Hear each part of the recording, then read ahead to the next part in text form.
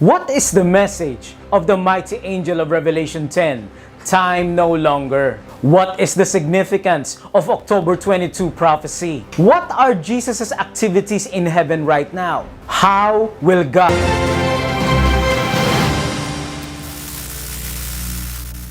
Revelation 10 verse 1, And I saw another mighty angel come down from heaven, and swear by him that liveth forever and ever, that there should be time no longer. What are the specific activities of Jesus now in heaven? John sees an angel of magnificent appearance descending from heaven. He is referred to as another strong angel, to distinguish him from the seven angels who blew the trumpets. The description of the angel resembles the description of Christ found in chapter 1. He is clothed with a cloud. A rainbow is above his head. His face is like the sun, and his feet are like pillars of fire. Revelation 10 verse 2, And he had in his hand a little book open, and he set his right foot upon the sea, and his left foot on the earth. John describes an open book in the mighty angel's hand and places one foot on the land and the other on the sea, indicating the universal scope of the message to be proclaimed. What the angel is about to proclaim has special significance for the whole earth, and the mighty angels proclaim, Time no longer. Does that mean that the world will end? Is this an announcement about the end of the world? If the little book is open, it must have at one time been closed or sealed. It is the book of Daniel. Daniel 12 verse 4, But you, Daniel, shut up the words and seal the book until the time of the end. Go your way, Daniel, for the words are closed up and sealed till the time of the end. There is only one book in the Bible that is specifically said to be sealed or closed until the time of the end, and that is the book of Daniel. It is not the whole book of Daniel, but that is the small section of Daniel that specifically relates to the last days and the judgment of Daniel 8 verse 14. Daniel 12 verse 9, a sealed book. Revelation 10 verse 2, an unsealed book. A solemn other, a solemn oath. Time of the end. Daniel 12 verse 9, time no longer. Revelation 10 verse 6, a future appointment. Daniel 12 verse 13, appointment to share with the world. Revelation 10 verse 11. When did the time of the end begin? Answer, 1798. It was after 1798 people began to focus their attention on the time prophecies of Daniel. As they studied Daniel, they began to realize that Jesus was coming back, especially as they considered the prophecy of the 2300 years that leads to 1844. Daniel 8 verse 14, Unto 2300 days, then shall the sanctuary be cleansed.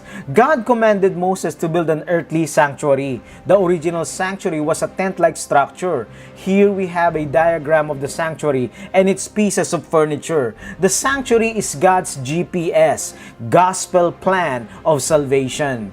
Everything associated with the sanctuary points to Jesus Christ. It all represents the order of God's plan of salvation. Psalm 77 verse 13, Your way, O God, is in the sanctuary. In the courtyard, the sacrificial lamb is slain by the sinner in the altar of sacrifice, representing the death of Jesus in 31 AD. In the courtyard, Jesus is the lamb that died for us. Jesus resurrected from the dead, cleansed from a dead body, resurrected from death with an immortal body, representing the laver, where the priest, cleansing his hands, mingled with the lamb's blood. The priest then brings the blood into the tabernacle, the holy place, sprinkling it 7 times in the veil, which represents the records of sin. Revelation 1 verse 13, John saw Jesus walking in the midst of the candlesticks. John saw Jesus in the holy place in heaven. Romans 4 verse 7, saying, Blessed are they whose sins are forgiven and whose sins are covered. The Apostolic Church preaches not only the Lamb that died, but also Jesus the priest that lives. Paul says directly that Jesus is the high priest of the heavenly sanctuary. Hebrews 8 verse 1 and 2. Now this is the main point of the things we are saying. We have such a high priest who is seated at the right hand of the throne of the majesty in the heavens. Verse 2, a minister of the sanctuary and of the true tabernacle which the Lord erected, and not man. In the holy place, Jesus is the high priest that intercedes for us. All year long, there was a record of forgiven sins going in the sanctuary. On the Day of Atonement, the record of forgiven sins in the sanctuary are cleansed when the high priest entered the most holy place. Question: when did Jesus enter the most holy place of the heavenly sanctuary? Answer: Daniel 8 verse 14, unto 2,300 days, then shall the sanctuary be cleansed. This 2,300-year prophecy, applying one prophetic day, equals to 1 literal year. Ezekiel 4 verse 6 starts at 457 BC. According to Daniel 9 verse 25, know therefore and understand that from the going forth of the commandment to restore and to build Jerusalem. History confirms that 457 BC is the date when the commandment to restore Jerusalem went forth. So 2300 minus 457 BC equals 1844, adding 1 year, applying the no 0 year principle. What day will the Day of Atonement begin? Leviticus 23 verse 27 says, also the 10th day of this 7th month shall be the Day of Atonement. The Advent believers studied carefully Leviticus 23:27. Based on the Jewish calendar, the start of the new year is according to the first new moon after the vernal equinox. According to history, on 1844, the Day of Atonement falls on October 22. Question: when did Jesus enter the most holy place? Answer: October 22, 1844. Judgment begins just like what Revelation 14 verse 7, the first angel's message says. Fear God and give glory to Him, for the hour of His judgment has come. Just as the Israelite high priest came before God in the most holy place to begin the cleansing of the sanctuary, Jesus Christ also came to His Father at the beginning of the judgment. Daniel 7 verse 13, I was watching in the night visions, and behold one like the Son of Man, coming with clouds of heaven. He came to the Ancient of Days, that's God the Father, and they brought Him near before Him. Judgment began when Jesus entered the most holy place. That is why the books are open and the court is seated. Daniel 7 verse 10. Reading again Daniel 8 verse 14, unto 2,300 literal years, then shall the sanctuary be cleansed, meaning the judgment begin. Which sanctuary? The heavenly sanctuary. Time no longer means. There is no other prophecy longer than the 2,300-year prophecy.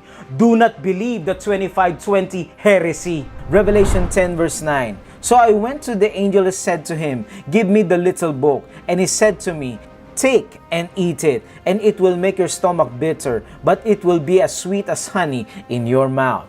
It was very sweet as honey to know that Jesus Christ was returning October 22, 1844. But it turned out to be a bitter disappointment when Jesus did not return. The sanctuary to be cleansed was in heaven. According to Bible prophecy, they assumed that the sanctuary in Daniel 8 verse 14 was the earth, and that the cleansing of the sanctuary means the purification of the world by fire of hell when Christ returned. But it was part of God's plan.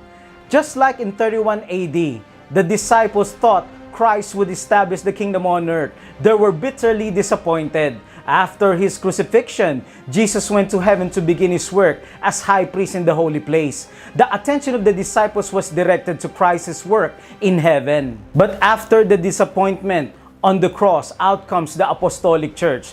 A church pointing Jesus in the holy place, saved by grace Christians, keeping the 10 commandments because of love. John 14 verse 15. Revelation 10:11, and He said to me, you must prophesy again about many people, nations, tongues, and kings. After the disappointment of 1844, out comes the remnant church of God in the final days, saved by grace Christians, pointing people to the ministry of Jesus in the most holy place, and preaching the three angels' message to all the world. They will proclaim that Jesus is coming again, but now with the correct understanding of the sanctuary. Kindly type on the comment section, Jesus will save me. We do not fear. We do not need to fear the judgment, friends. If we are totally surrendered to Jesus, He is our advocate, lawyer, best friend, and judge. And He is coming back very soon. May we all continue to seek truth in Bible prophecy.